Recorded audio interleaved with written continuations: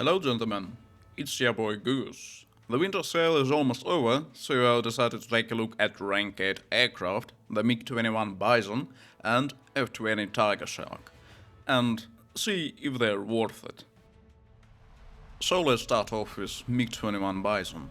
It sees a battle rating of 12.3 and can face a variety of opponents. Typically, you'll get a good spread of up tiers and down tiers. But War Thunder matchmaking being War Thunder matchmaking, sometimes you might get a bit more up tiers than down tiers. Oh, and if I sound a bit more wasted than usual, let's say that 2025 started with some funny drinks. By the way, Happy New Year everyone. Well, MiG-21 Bison is still a MiG-21 beast at its core, so in terms of avionics, you are an 11.0 airframe at 12.3, which might result in some not really that funny situations where you feel kinda helpless because of your flight performance or lack thereof.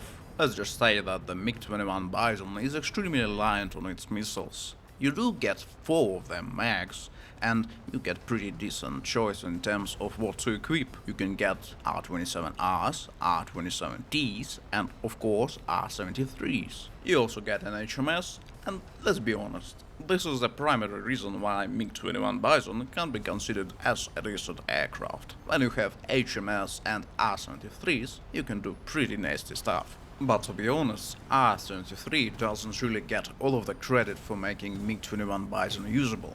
The R-27R also plays a big role. It is a Fox 1 missile, and it's pretty decent. It's nowhere near as powerful as the bigger R-27ER, but it also has inertial guidance and pretty decent radar reception to be able to hit targets that are not notching perfectly, or to find the enemy aircraft when your radar starts locking the enemy chaff or gets notched for a second. So I would say the fact that MiG-21 Bison has 4 potentially really potent missiles makes it a decent grinder. It's definitely not a plane that can carry games. I mean, every plane can carry a game if your enemies are brain dead enough, but my point stands. You get 4 decent tries to get a kill, and then you're left with MiG-21 and a 23mm cannon. And I'm not saying that you'll get absolutely 0 kills with GSH-23, I'm saying that it's hard to use effectively when you're facing faster jets compared to something at 10.7 or 11.0. Also, I need to mention that all of your countermeasures are of large caliber, and you have 60 of them. You also get a digital RWR, which is extremely useful when defending against Phoenixes or Faku missiles. Digital RWR just gives you a bit more clarity in situations where you need to act fast so you don't turn into a fireball. But once again, even your RWR and 60 large countermeasures will not save you in a dogfight without your missiles. If your team decides to evaporate into a thin air, well, there is not a lot of you can do. Let's say you manage to nail all of your 4 missiles into the enemies. But now what? You need to dogfight aircraft that in many cases will be superior to you, and without the ability to retreat behind your teammates, to recommit from a better angle, or pick out a vulnerable target, you will be in trouble. Sometimes there are games, like the one playing in background right now, where the mix of enemy aircraft is basically unbeatable by MiG-21 in any way. They're faster than you, so you can't run like a coward to airfield protected by AA and rearm. And I'm joking, of course. It's a valid tactic if you're left at a major numerical disadvantage. And you can't really win a dogfight because the enemy aircraft are straight up better than you are. And also, while playing some maps, you'll be at disadvantage just because you're a delta. I'm talking about the maps with higher altitudes such as Afghanistan. Your engines will struggle to generate speed, and your delta shape will bleed even bigger amount of speed than usual, making you into an even bigger drifting boat than you usually are. And that is probably the biggest downside of this jet. Big reliance on its missiles. Yes, the missiles are extremely important, and yes, you'll even get kills with your guns sometimes. But there will be situations when you'll dream of having 2 more missiles, even if they are R60Ms, for example. So I would describe the problem of MiG-21 Bison as longevity one. You'll get your kills no problem, but then you'll have to RTB, because you can't really wager your flight performance to win dogfights at 12.3. Would I recommend MiG-21 Bison on sale? Well, it's kinda hard, you know. It costs $38, which is much more reasonable price compared to 75 without the sale, and it will do the job. It will grind out the British air and print silver lines for you. The question is, are you ready for a playstyle that Bison provides? If the negative aspects of this jet that I listed don't really impact your gameplay style, then it's a pretty solid choice, I would say. So now let's talk about the plane at even tougher place, in my opinion, than MiG-21 Bison, F-20A Tigershark. F-20 sits at a battle rating of 12.7, and it is basically a budget F-16. F-20A Tigershark IRL was developed as more cost-oriented option in place of more expensive F-16, and it sort of translates into War Thunder. By itself, if we stop comparing Tigershark to F-16, it's a pretty agile jet with really good energy retention. It also can pull pretty impressive AOA numbers with the help of its flaps. But F-16, everything would have been great if F-20A was located at 12.3. And I mean really, why does F-20A exist at 12.7 when the better F-16 is at 12.7 also? Like, F-16 is better than F-20 in all ways. More countermeasures? Check. Better engine? Check. Better gun? Check. Same or better missiles loadout? Check. You see the problem? The F-20 is a great jet by itself, and it can punish planes even with Fox trees with some brain activity from its pilot, and it also can emerge victorious from a pretty big range of dogfights. It even feels comfortable in carry situations. Your flight performance is pretty nice. But F-16, man, why are they at the same BR? And the AIM-7F problem. AIM-7F can only be equipped on double A9L pylons. You trade 2 mid or maybe decent IR missiles for 1 decent radar one.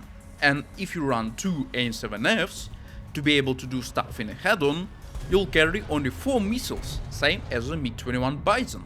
But of course, your airframe is much better if you compare F-20 to a MiG-21, but the Bison gets better missiles, of course.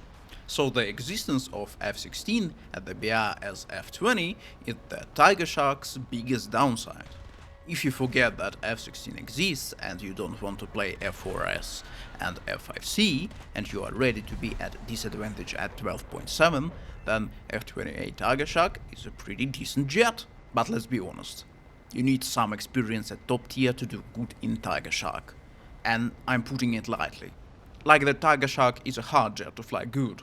And I don't mean that you need to constantly calculate your every move and the enemy's next move, but you definitely need to know the basics of notching, multipathing, energy retention and optimal speed for your airframe, when and when not to launch your missiles, and when to go full ape into a turn and bleed all of your speed for that one-shot opportunity, and when you need to play more defensively. So I will say, in my opinion, of course, F-20A can be a fun jet and it's pretty good learning platform for top tier, for new players, because it can do everything decently and some things pretty well, yet at the same time it's not OP by any measure, or it doesn't have some kind of weapon system that enemies will have trouble dodging. Like, every single of your missiles can be dodged easily by flares or chaff. Also, you can be out-dodged, out-rolled, and basically people can dodge your guns, and also they can bleed you off speed and everything else. So F-20 is a worse F-16 by every way imaginable. But is it bad? No. I wouldn't say that it is bad or you shouldn't buy it. If you like F-20 and you feel confident in this kind of aircraft, then you should definitely try it. Once again, $75 for a pixel plane is kinda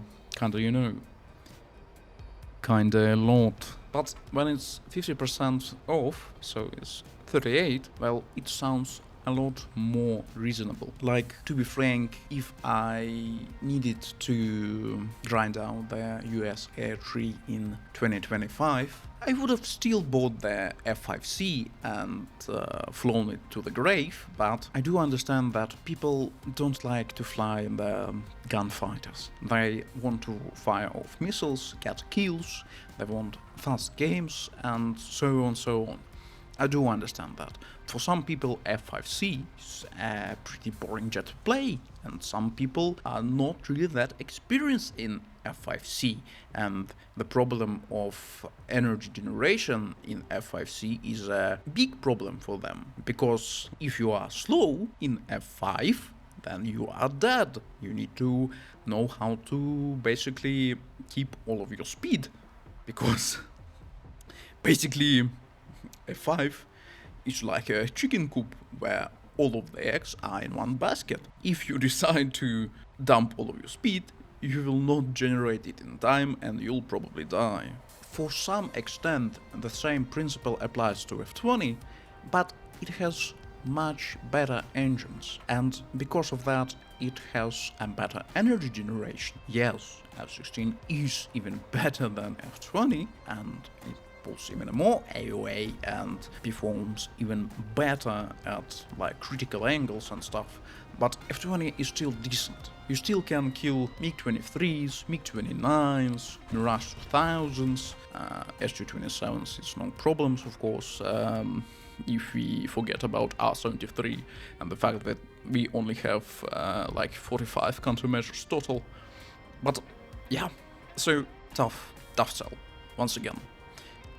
F-20 is a tough choice. Personally, I like the aesthetics of this aircraft. I like how it looks from the front to bottom. I like the history of the aircraft, and I've wanted for it to be in War Thunder for an extremely long time. And that is the reason why I bought it when it came out. And was I pleased with my purchase? Well, yes. I had fun in F-20, but you need to think about what is good for you. F-4S is a decent choice for grinding US, and F-5C is a pretty decent choice for grinding out the US. But F-20A is a bit tougher, I would say, to like a regular player. It is a bit harder plane to fly, and if you want to do good in it, you'll definitely do good at it. If you just want a grinder that straight up prints your Silver Lions without any brain activity, then no, F-20 is not a plane for you. Your plane is an F-4S. But if you want something kinda interesting to fly, and potentially to learn how to dogfight and how to evade missiles in top tier, how the game plays and how the matches turn out when the players merge and stuff, how to maybe carry a game, how to pick out targets, how to dogfight, and yada yada yada, then I would say, yeah, $38 for top tier in US, why not? So I'm kinda sorry if it was a lot of rambling about F-20 at the end, but I had a lot of things to say about that aircraft. I kinda like it, you know. Thank you for watching, gentlemen. Please subscribe, like, and I'll see you pretty soon. Goose out.